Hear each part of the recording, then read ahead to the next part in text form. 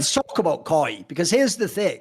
They're one of those teams where it's like, bro, this is why the Vitality collapse is so unbelievably disgraceful. Because as I said, some of their players clearly can do things in the game. I don't even know how Koi is where they are, like how they're winning games. Like, I do know that, like, I will say it's sad because he used to be one of the best teams. But, mate, even in this last split, I thought he was the best mid. I still think Larson might be the best mid now, mate. It's fucking ridiculous. The problem is the rest of the team just doesn't function.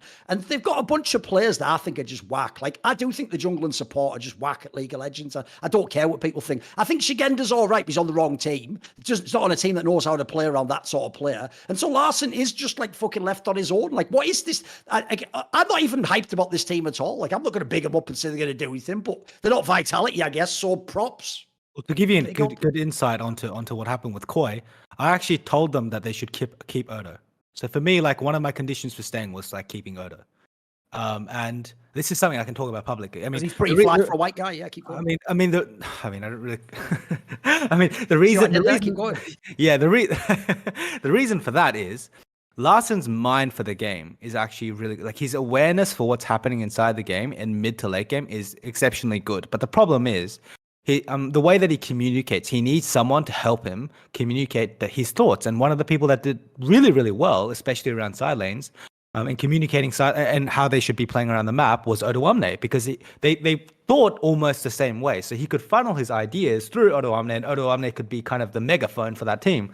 So it's actually very important to have like a stable vocal topside. That being said, I mean, I've said for years that Shigenda should be in the LEC. I do think that this guy's a player, but then they need someone else on the other side of the map that can do that for him, right? So if you look at voice comms, you might think that Trimby was like the main caller in that team, and he did a lot of good calls, and of course, like a lot of the early game went through the support as it should in any team. But when it came to the mid game, when it came to lane assignments, the actual macro and decision making, it was Odoamne, and you can see that in the way that Excel play. Look at the way they play the map. Do you think that Peach, who just learned English, is calling that? Of course not.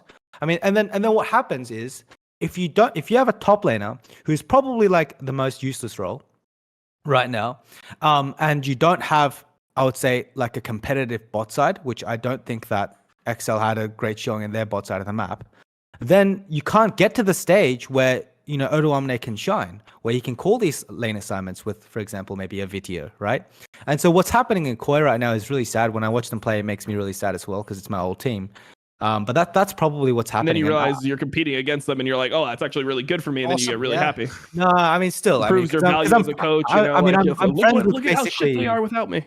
I'm friends with basically all the players there, right? And the other strong voice was obviously myself. It was like me and Odoamne being the strong voices in that team. So like, you know, that is quite upsetting. But at the same time, it's like, one of the reasons they're still winning games is because of Larson. And I think one of the best things that the Koi GM did, one of the smartest things they ever did, was keeping Larson under any circumstances.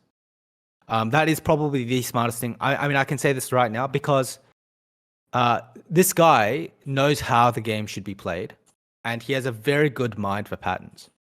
And I'm not just saying that because I'm friends with him or whatever. I'm saying that because I've worked with him, and I tend to be quite impartial with the players that I've worked with. So now what you have in Koi is like a mechanically good AD carry in the form of Comp, kind of like the old Forgiven in a way. And then you have a very smart mid laner. Now, if they have some sort of like vocal voice that can help him, I could see them being like a top contender at any point. So I'm always actually worried when I verse him in playoffs. They could just suddenly pop off and be a good team again. And that's really what good mid laners do, right? When you look at like G2 as well. When you play G2 in Europe, you need a good mid laner or you can't win. Like, they are the final boss. When you have G2, Humanoid, and Caps, Humanoid, and Larson, you know, they are the final bosses. You need to be able to beat them, or you're not going to win, right? And so, yeah, I think that's kind of my inside scoop. Yeah. Any other thoughts on Koi, Dom? No, I mean, all I can think about is when he made the point about like Odo being kind of like the vocal piece for that team. I thought about who they replaced him with, and they replaced him with the guy that thought it was a good idea on camera to put up both middle fingers and do like a stupid face and be like, ah! like on camera at LEC, where they had to like tell him, they're like, stop doing, like, please don't do it again. He had to look in his eyes again, like, hey, bro, you're gonna like put up two middle fingers. Like the cameraman was told him, and you could see he's like, oh shit, I thought it would be funny. Like, yeah, that's probably not the guy you want to be like the social leader for your team. I mean, from what I heard, he's very, very good for social. He's really good for team environment. He's a bit of a joker. He keeps people happy. But it's see more cool, funny, interesting clips based on topics from my content? Well, subscribe to this channel then, or, you know, be a pleb and don't.